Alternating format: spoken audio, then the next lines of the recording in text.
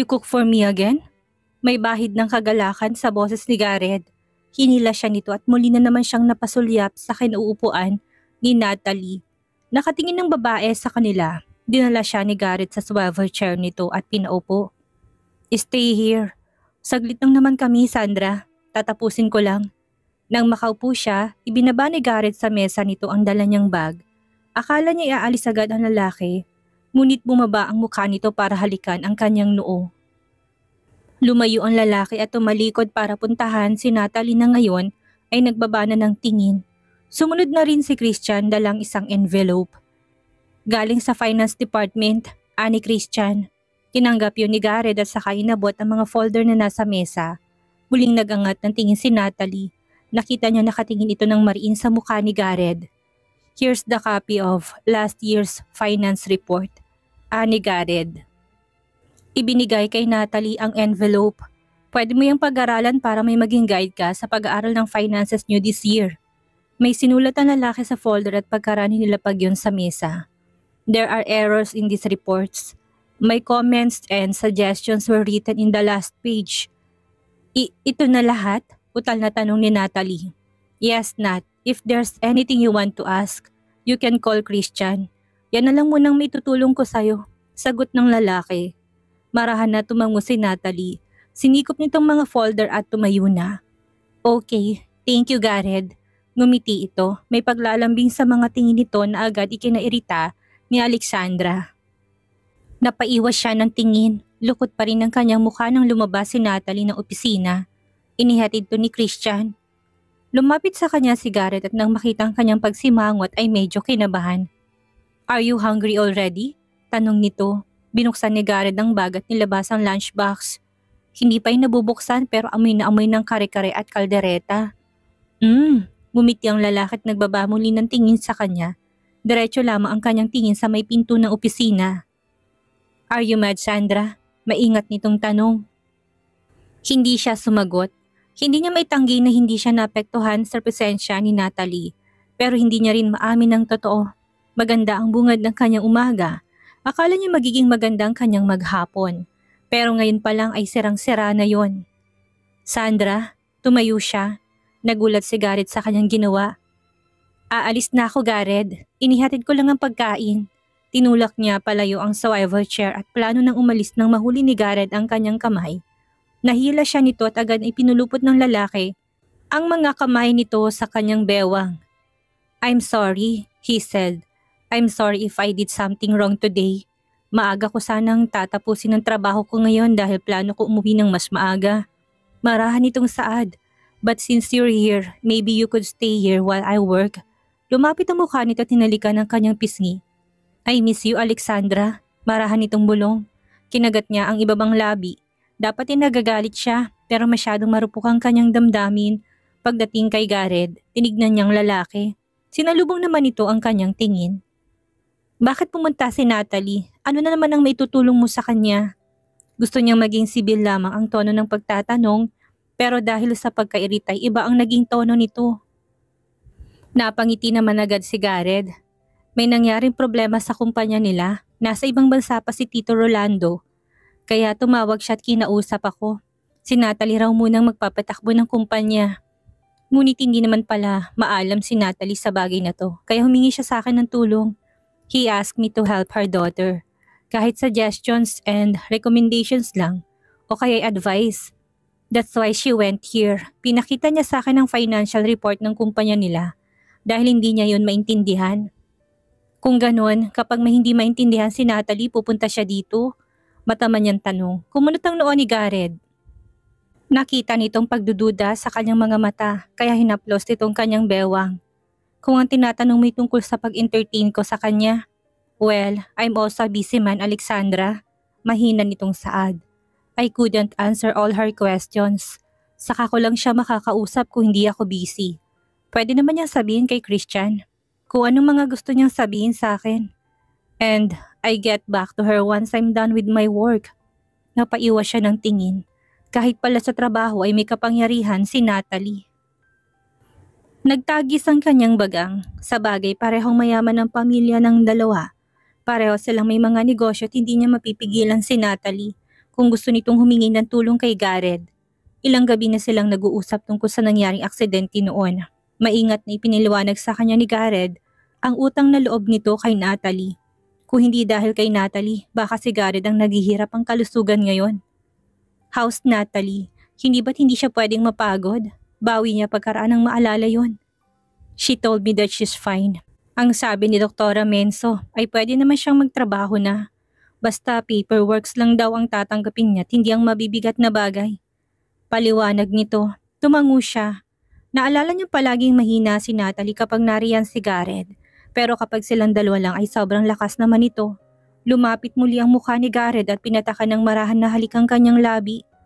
I miss you. Bulong ito, uminit ang kanyang pisngi. Sa tuwing uuwi si Gareth ay yun kagad ang sinasabi nito. Pero kahit na ilang beses na niya yung narinig sa labi ng lalaki, hindi pa rin siya nasasanay. Ngayon ay mas naging vocal to. Minsan ay nagugulat pa siya dahil sa mga salitang lumalabas sa bibig nito. I miss you, wife. Lumapit muling mukha nito para angkinin ang kanyang labi. Hinapit nito ang kanyang bewang at mas pinalalim ang halik. Mas maayos na ngayon ang relasyon nila. Bumabawi na si Gareth sa kanya at alam niyang totoo ito sa kanya. Hinihintay niya lamang na tuluyang mawala ang kanyang pagdududa sa kanyang puso bago sabihin sa lalaking kanyang nararamdaman. Impit siyang napatili nang bigla siyang buhati ni Gareth. Pinaupo siya nito sa mesa. Gareth! Saway niya. Natawa lamang ang lalaki at muling inangkin ang kanyang mga labi. Medyo malaki ang mesa nito at halatang matibay yon kaya hindi natatakot. Ang lalaki na paupuin siya doon. Mas lalong lumalim ang halik ni Gareth. Tila gustong pawiin ang kanyang galit at pagdududa. I love you, Alexandra. Mahina nitong saad sa pagitan ng bawat halik. Napaungol siya nang ipasok nitong dila sa kanyang bibig. I love you. Muli saad nito. Akala niya noon ay katawan niya lang ang habol ni Gareth. Ngunit simula nang magkaayos sila, hindi siya kailanman ginalaw ng lalaki. Hanggang halik at yakap lang ito. Ramdam niyang matinding pagtitimpi sa katawan nito. Tila gusto nitong maramdaman niya na hindi katawan niya ang gusto nitong makuha kung hindi ang kanyang puso. Bumaba ang halik ni Gareth sa kanyang leeg. Napapakagatlabi naman siya. You smell like flowers. Nangingiti nitong sabi. Ngumiti na rin siya. Lumayo si Gareth. Tinignan ang namumungay niyang mga mata. Kinaplos nitong kanyang mukha. I've booked sa flight, Alexandra. Marahan nitong saad. Hindi pa siya nakakabawi sa nakakalunod nitong halik kaya hindi niya nasundan ang sinasabi nito. Ha? I've booked sa flight. Tinatapos ko lang lahat ng trabaho ko para sa susunod na linggo ay magbakasyon tayo. I want to go somewhere. With you. I want to spend more time with you. Umawang ang kanyang bibig. Hindi niya alam kung seryoso to. We're going to one of my rest house. I want to pursue you. Real hard. Saad nito. Napakurap siya. May kung anong tumutusok sa kanyang dibdib dahil sa sinabi nito. Yun bang dahilan kung bakit masyadong babad si Gareth sa trabaho? Lumamlam ang kanyang mga mata. Hindi siya makapaniwala na naisip yun ni Gareth na gawin para sa kanya. Dati pagkatapos ng kasal ay balik ulit sila sa normal na gawain. Trabaho at bahay lang sila. Hindi nito kailanman naisip na magbabakasyon sila. Hinalikan nito ang kanyang noo, may pag-iingat sa halik nito. So, I have to miss you for the next few days para masolo kita sa susunod na linggo. Namula ang kanyang pisngi. Halata sa boses ni Gareth na seryoso to. Nakalimutan din sa wakas ni Alexandra ang kanyang nadarama. Payapa silang kumain ng tanghalian habang pinag-uusapan nila tungkol sa kanyang lola. Nakalimutan na nila si Natalie at ngayon ay tila may sarili na silang mundo. Bibisita ako mamayang hapon kay lola. Nabisita ko na siya nung nakaraang mga araw pero palaging natutulog kaya hindi rin kami nagpapang-abot. Inayos ni Gareth ang kanyang takas na buhok. Nilagay nito yon sa gilid ng kanyang tenga. Bago tayo umalis ay bibisita ko kay lola. Pangako ni Gareth. Natigilan siya. Tiningnan niya ang mukha nito. Pagkaraan ay nagbaba siya ng tingin at napangiti. Maybe everything's going well now. Hindi na niya kailangan na magmakaawa para lang puntahan ito ang kanyang lola. Hindi pa alam ni lola na kasal na ako. Pag-amin niya, tumango si Gareth. You didn't tell her yet? Umiling siya. Baka hanapin kanya sa akin. Sumubo siya para pagtakpan ang saglit na pagkirot ng kanyang puso. I'm sorry, he said sincerely. Hayaan mo, bibisita ko kay lola para makilala ko rin siya. Hinaplos nitong kanyang kamay. We'd visit her sometimes. Kapag hindi gaanong hectic ang schedule ay babawi ako sa kanya. Saad nito. Kaya nang hapon at bumisita siya sa kanyang lola, kahit patulog ito ay masaya niyang kinuwentong plano ni Gareth. La, magpakalakas ka. Bibisita kami ni Gareth sa'yo. Dapat igising ka naman para makita mo siya. Ngiti niya. Ang kanyang lola na lamang ang kanyang pamilya. Kaya noon ay gusto niyang makilala nito si Gareth dahil gusto niyang makita nitong lalaking pinakasalan niya. Pero hindi yun natuloy dahil nagsimula nang maging magulo ang kanilang pagsasama ni Gareth. Ngayon ay nangako tong babawi sa kanila. Kaya umaasa ang kanyang puso. La, hinaplos niyang kamay nito at kagad na nanubig ang kanyang mga mata. Buntis po ko, La, mahina niyang saad. Patagal ng patagal ay masumihina ang katawan nito. Noon ay madalas niya pang maabutan ng matanda, nagising at nakikipag-usap sa mga nurse. Ngunit dahil sa may edad na ito, nagiging mahina ng katawan. Pasalamat na lamang siya at may pangbabayad pa siya sa ospital para malagaan ito ng maayos. La, hinalikan niya ang kamay nito. Hindi ko alam kung anong gagawin ko noon. Akala ko pwede kong takbuhan ng lahat ng bagay at magsimula na lang ulit. Pero ngayon, binago na naman ni Gareth ang mga plano ko. Amin niya.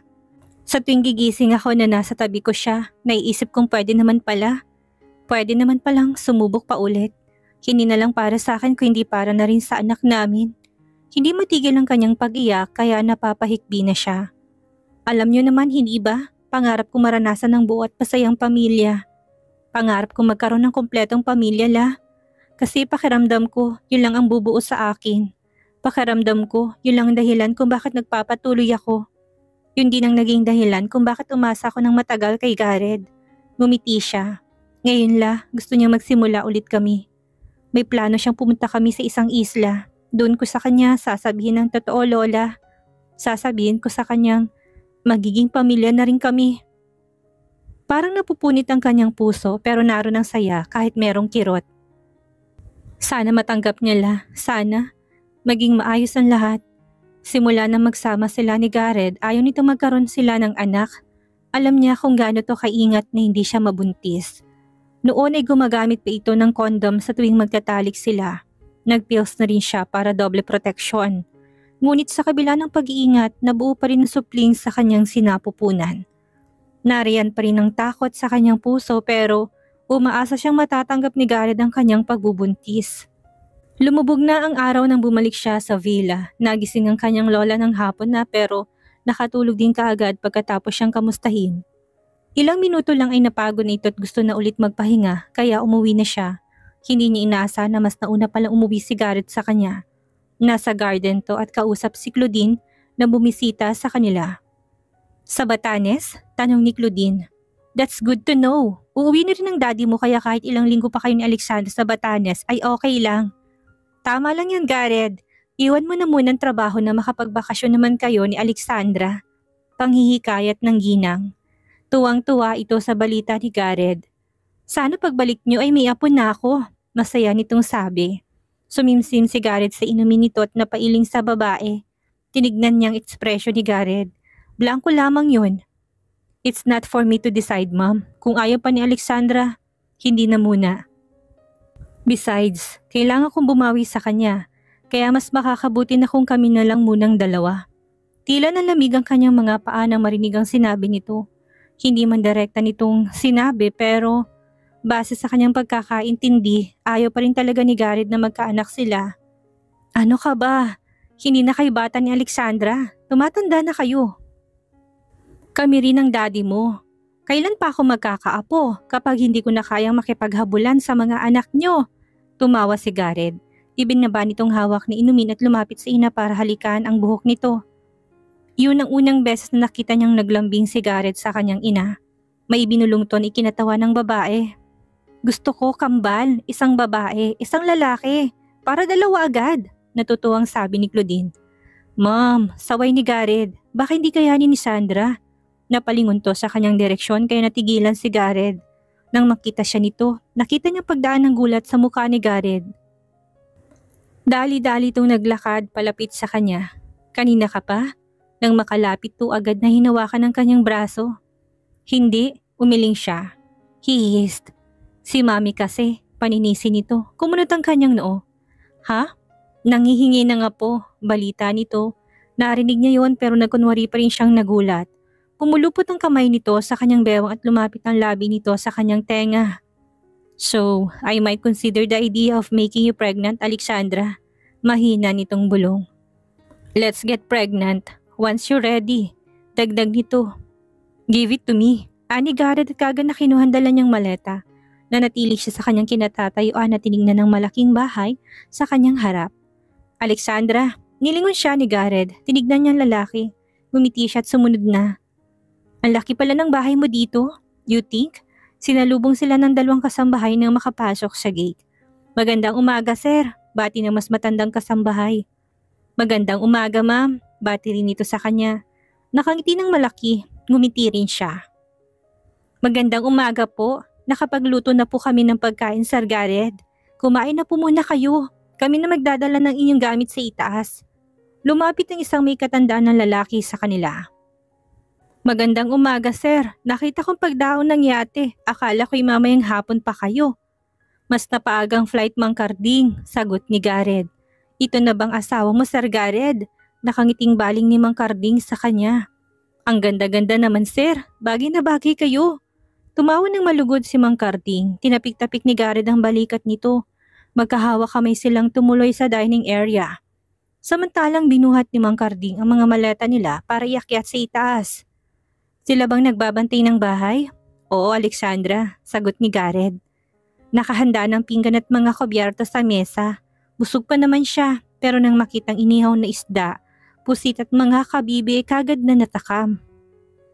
Mayroon pang malalaking alimango na ibinabad sa gata. Sit down. Paghila siya ng upuan ni Garrett at naupo naman siya. Sinundan niya ng tingin ng lalaki at nakitang itong naghain ng mga pagkain sa lamesa. Ngumiti siya sa kanyang sarili. Hindi siya kailanman inalagaan ng ganito ni Garrett. Naupo si Garrett sa kanyang harap at pagkatapos nitong maghugas ng kamay, nagsimula nitong magkamay para mabilis ang pag-alis ng balat ng alimango. Thank you, nautal niyang saad. Ngumiti lang si Garrett. Matagal na ba sila Mang Carding dito sa isla? Tanong niya para hindi maging awkward ang kanyang nararamdaman. Matagal na, sagot ni Garrett. Kahit nung hindi pa sila mag-asawa ni Aling Ponyang, nagtatrabaho na dito sa isla si Manong Carding. Madalas na magbakasyon dito si Lolo nung nabubuhay pa si Lola. Kaya humanap sila ng katiwala na maaring magbantay sa bahay. Tumango siya. Dati bungalow lamang ang bahay dito. 2 malaking bungalow pero lumipas ang panahon at madali lang yung masira dahil sa nakaharap sa dagat kaya kapag bumabagyo ay laging dinadaanan ng hangin. Ang ginawa ni Lolo, nagpatayo siya ng malaki at konkretong bahay. Ilang taon na itong nakatayo, ayos pa naman, kwento nito. Tinignan niya ng mataman si Garrett. Madalas ay matipid lamang itong magsalita at hindi gaanong nagkakwento sa kanya. Ngayon ay kahit na anong bagay na pwede nilang pagkwentuhan ay kinikwento sa kanya ng lalaki.